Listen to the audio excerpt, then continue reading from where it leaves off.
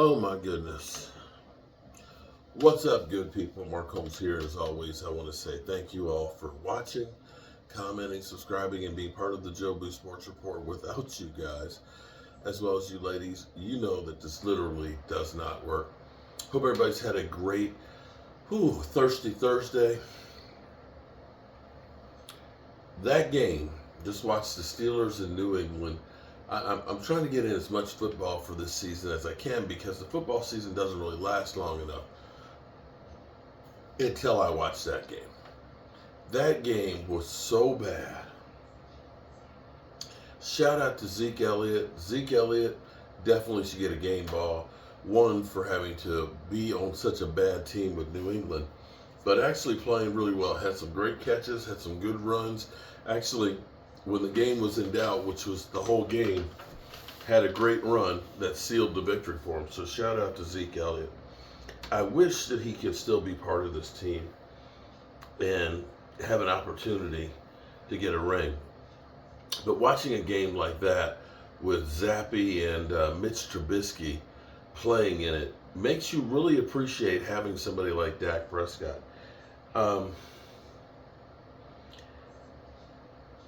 Wow.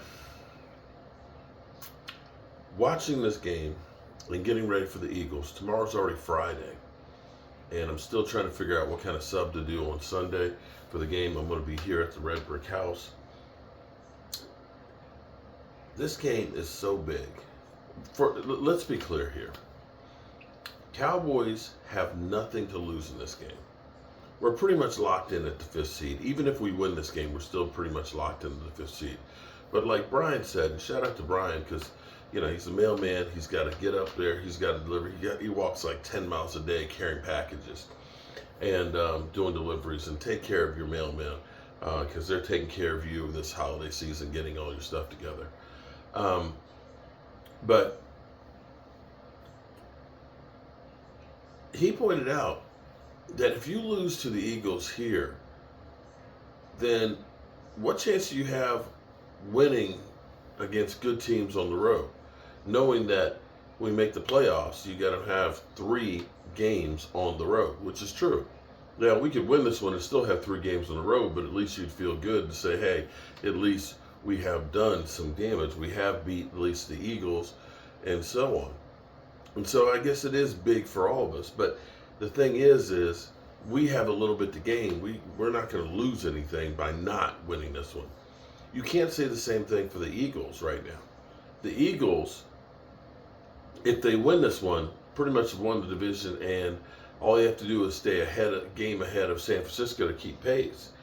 They lose this one, that means without a doubt they're going to have to play everybody throughout the rest of the season and have a chance to end up having to play the first week of the playoffs, and that's going to be a bigger problem for them. Right now, they need the rest. Their team is battered and bruised. This is not the same team that won the NFC last year and went to the Super Bowl. And it's kind of crazy because for the most part, yeah, we had Philadelphia in here. We had Logan Motorsports say I should make a steak and cheese sub for the weekend. But for the most part, the Eagles are lying low, which is surprising because Eagle fans are never quiet. They're never, ever quiet. And I feel good about where the team is. They're healthier right now. They seem to be treading the right direction. But make no mistake about it. This game is not only for bragging rights. It's not only for the lead of the NFC East and possibly home field advantage. It's also for MVP.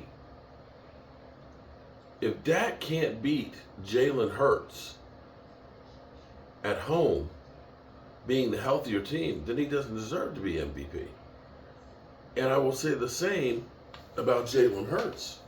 That if they all of a sudden now lose to San Francisco and Dallas, he doesn't deserve to be the MVP. So this literally is the MVP game.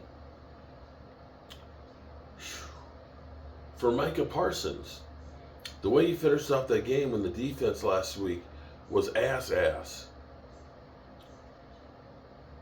It shows you that, yeah, he is valuable.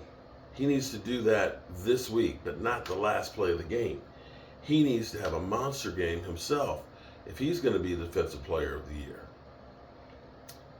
So there is a lot on the lines for this game, and I'm just ready. I wish tomorrow was Sunday, that we were at Sunday Night Football, ready to rock and roll with this thing, but unfortunately, it's only Friday. That game, literally, I had a hard time staying awake. I literally wanted to lean over on that couch and just fall asleep. It was that bad watching it. But I made it through. Whew.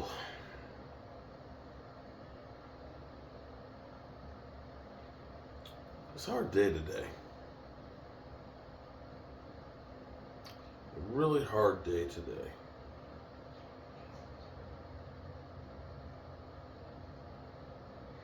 But sometimes life is like that. Not every day, because here's the thing I've learned. Without bad times, you don't know what good times are.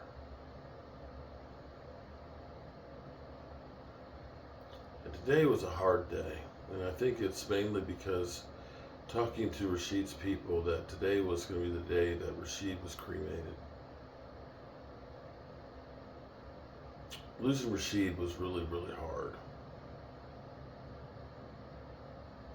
We lost too many good friends and family members. Brian said that on his mail route, there's a guy who's 102 years old. Brian said he was later than he usually is to that spot because he had so many packages. But that this old guy was waiting for him.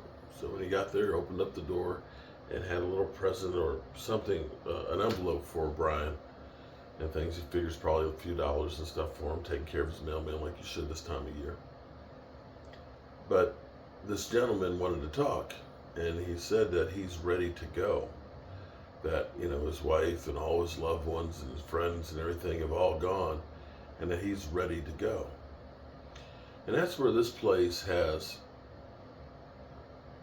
changed my perception, because there's been so many people who've been part of this house that for the most part they just disappear as far as from the memories.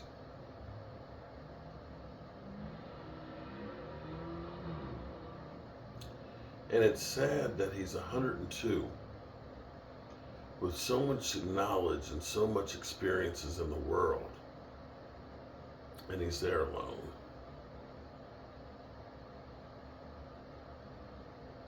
Yeah, it was a tough day. That's why I always end it telling you guys, remember, tell the people you love how much you love them. Because none of this shit is forever. I love you guys. And God willing, I'll see you tomorrow. Peace out.